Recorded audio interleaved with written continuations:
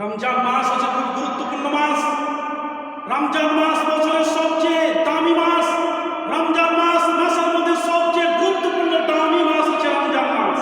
কিন্তু এত গুরুত্বপূর্ণ মাস পাওয়ার পরও আজ আফসোস হচ্ছে যে কতগুলো মুসলমানকে দিনের বেলাতে দেখা যাচ্ছে দোকানে বসে বসে চা পান করছে, কেউ তো আবার সিগারেট খাচ্ছে, কেউ পানি পান করছে। বলেন তো এদের মধ্যে লজ্জা শরম বলে কোনো জিনিস আছে?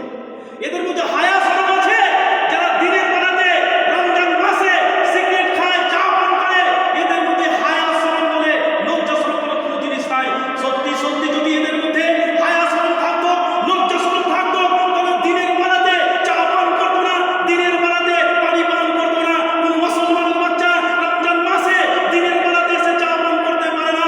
কোন মুসলমানের বাচ্চা দিনের বেলাতে সিগারেট সে খেতে পারে না, সে পানি পান করতে পারে না। কিন্তু আজ দেখা যাচ্ছে আমাদের মুসলমান সোসাইটির মধ্যে দিনের বেলাতে দোকানে বসে চা পান করছে। লজ্জা নাই, শরম নাই,